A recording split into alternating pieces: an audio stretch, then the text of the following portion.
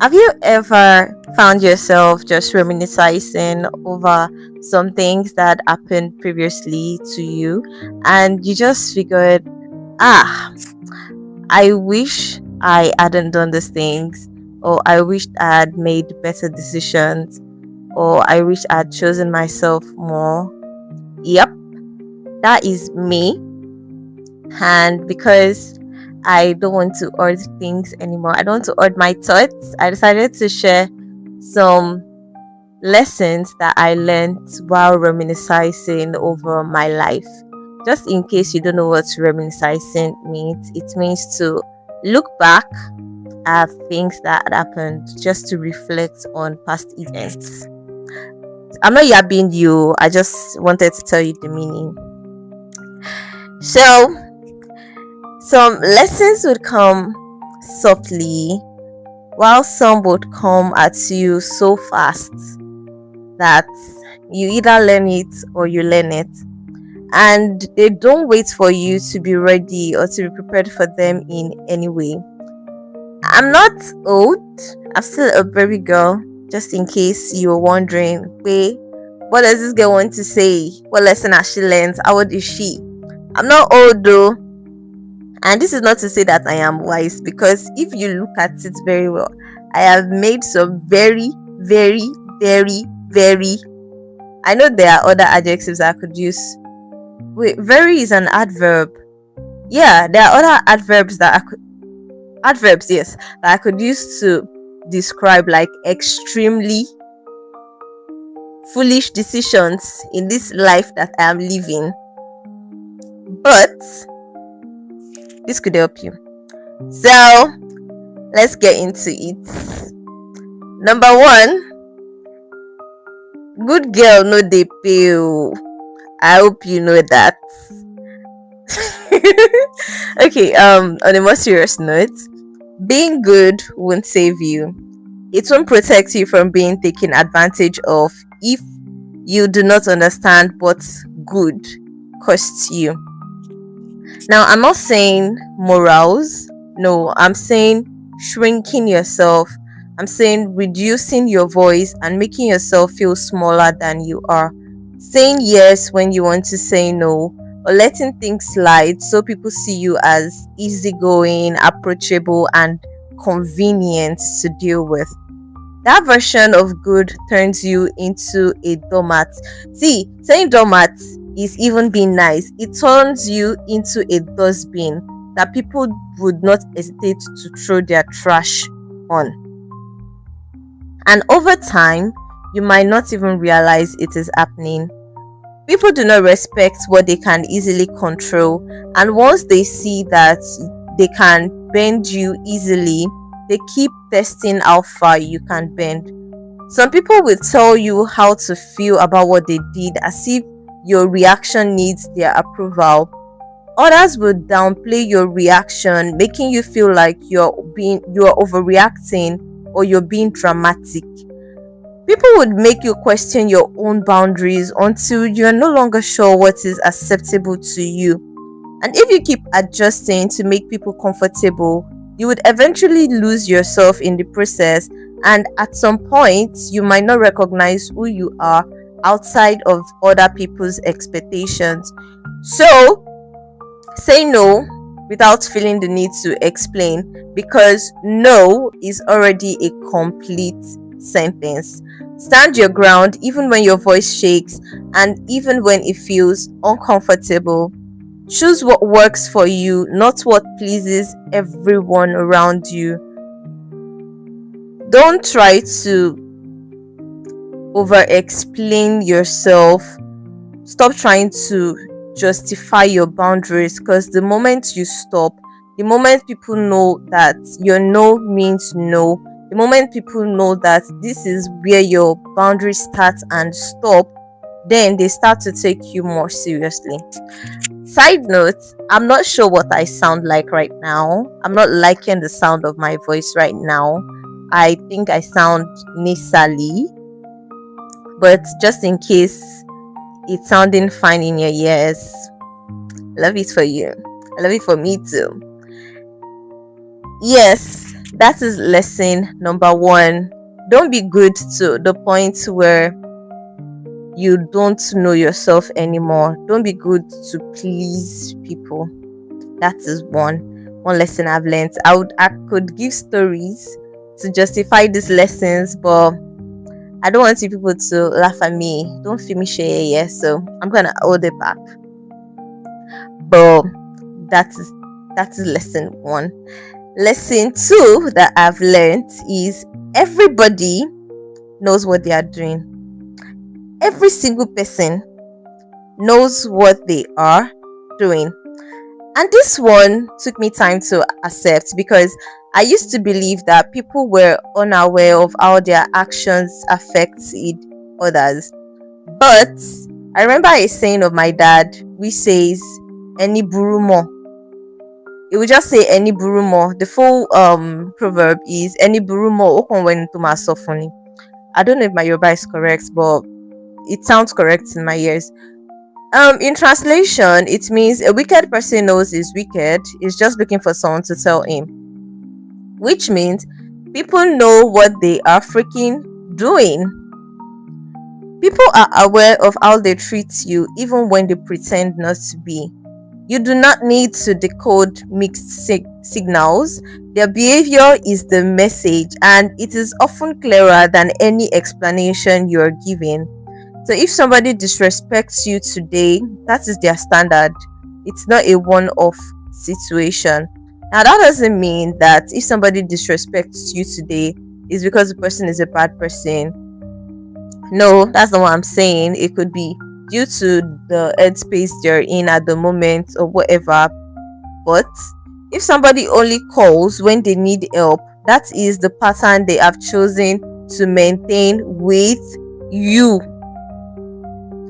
If someone shows up halfway, that is the capacity they are willing to offer, not what they are capable of, but what they are choosing to give. You cannot force awareness into someone, and you cannot coach someone into treating you right if they have not decided to do that for themselves. I'm always saying that I cannot teach an adult how to behave. You either come right or you don't come at all. Because if you come, koboko. Thank God. Me, I'm a calm, reserved. I know some people might say no, but I am calm and okay, you're making me act out of character. I'm calm and reserved with a touch of tobashiwiri wari. In English, if you do rubbish, you see rubbish. But yes, you cannot treat an adult how to behave. I believe it's only children and teenagers that you can still mold. But even teenagers have a mind of their own. They have free will. They get to make choices on how they want to behave. Not to talk of an adult whose frontal lobe is fully grown. Do you get my point? You cannot treat them how to behave except they decide to behave. Yes, you can influence them, but it only works if the person is willing to grow, reflect, and make changes on their own. In most cases, especially in relationships, people act how they want to act and they repeat what they are comfortable doing. I'm remembering a certain somebody that said one rubbish to me. Should I share? If you like amebo. So yes, let me give you this example. I was friends with a certain somebody at a certain point in my life, and this somebody used to initially at the beginning of our friendship, I did not say relationship because people come and start saying that Tommy says boyfriend. No, friendship, friends, yes.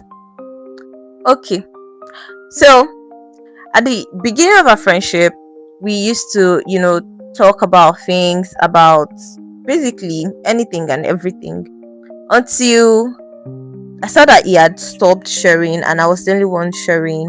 And I told him a couple of times that, bro, what's going on? You don't share things with me anymore. he said, "Oh, that's because my life is not interesting. There's nothing interesting going on in my life. Sorry, my life is also not that interesting, but I find a way to." Why am I sounding Sally? I find a way to just try to make my life as fun as possible. Just, look at the gist in everything that happened in my day. For instance, like today now, that trend where they said that people should throw your parents. Yes, something similar like that happened to me. Which on a normal day, somebody will just say and just pass by and be like, see, but that's not the gist for today.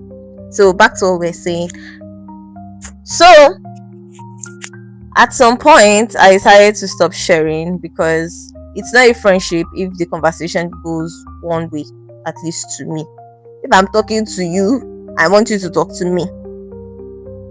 Well, then, even though upon still till now, this one is there. Even now, but that's not the point. This episode is going to be chaotic, and I'm not sure I like it that way, but okay, fine, whatever. Anyways, at some point I got tired of the old back and forth because he kept giving the there's nothing interesting going on in my day, and eventually he will now come and start asking me one nonsense. Oh, did I tell you? No, you did not tell me. No, sir, you did not tell me shit. And at the point, I just really got tired of the old things, amongst other things that I just got tired of, and I stopped sharing. And the next thing this guy would tell me was that how was he going to learn to share if I did not share with him? Bruv, you've not shared in forever. So why is it the time I decided to stop sharing, you now decided that how are you going to learn? If you were going to learn, you would have learned since. But no, you did not want to learn nothing. Don't feed me that bullshit. No, it's rubbish, and I do not stand for it. But you're not the one that said it to me, so why am I raising my voice? Anyway, sir. Yes, so you cannot force someone to treat you right. You cannot force someone to behave properly except they decide to. So stop trying to fix people. That responsibility doesn't belong to you. Watch patterns, not promises, because patterns reveal consistency. Respond to actions, not potential, because potential is not what you're experiencing in real time. You do not need endless chances to understand people. One clear pattern is enough, and one consistent behavior is all the information that you need. If you keep hoping people will change without proof, you would keep getting the same version of them, and that cycle will only continue for as long as you allow it. Which leads me to the third lesson. Once is a mistake, twice is a pattern, 3 times is you. Yes, once, if they do it to you once, it's a mistake. We can accept that it's a mistake. Maybe they didn't do it intentionally, maybe they did it subconsciously. Okay. Twice is a pattern. 3 times, you are the one, is you. You just didn't have sense. I just did not have sense. Because when somebody do something to me the first time, I say, okay, I forgive. You do the second time, I say, you know what, I forgive. And then you still do it third time. That third time is me that just not have sense. And yes, I did not have sense at that time. But okay. Because imagine your boyfriend cheats on you the first time. You say, he has never cheated on me before. Maybe it was just a mistake. He apologizes. You accept him back. He cheats the second time. What will you say that is a mistake? Is it a mistake? No, it is not. It's a deliberate choice. If you still stay in that relationship and he cheats the third time, you are the one. You are at fault. You are the one that stayed for it. And at that point, your silence or acceptance becomes part of the situation. So stop excusing repeated behavior, especially when it is hurting you. Decide your limits early before emotion starts to cloud your judgment. See, I get it. Emotion is something. It's something, right? And it's always going to interfere with logical judgments. Fine. But there are some lines that should not be crossed.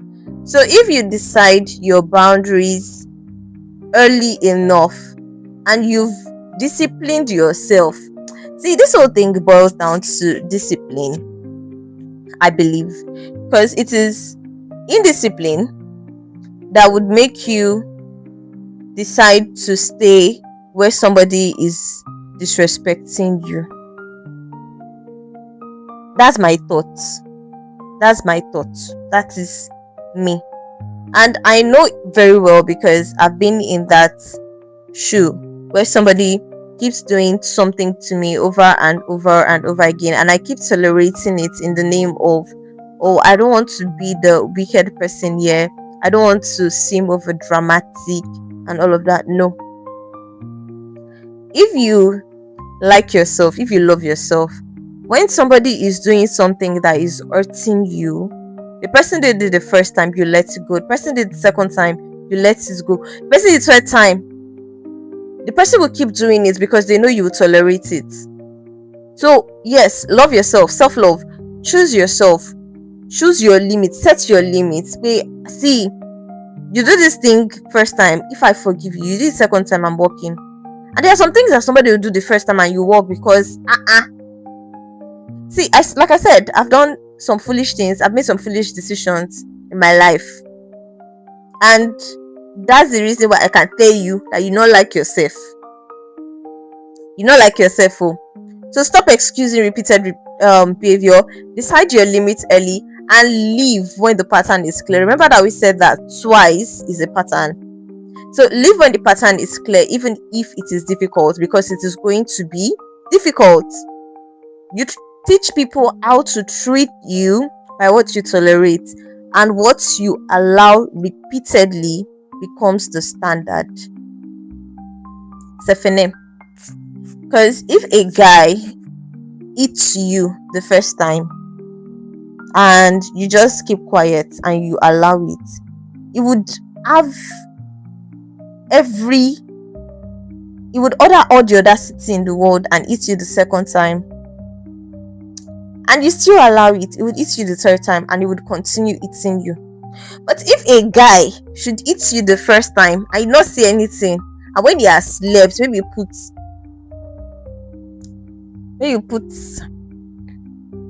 when he has slept, you now use rope to tie his leg and start from the hand first, because that leg, if you start from the leg, he can easily carry you, and but the leg, and then you go and look for that thing that they used to use on children that they not used to hear word, yes, and use it to yes, you will think twice before he touches you. Just saying, I did not say anything, but just saying. So you teach people how to treat you by what you tolerate and what you allow repeatedly becomes the standard. Let me take lesson 4 and we'll continue in the next episode. Don't judge what you haven't lived. In the last episode, I said something along these lines. It's very easy to say it can never be me, especially when you are observing from a distance, until it is you and the situation is no longer theoretical but real. And not only you do more than judge, because you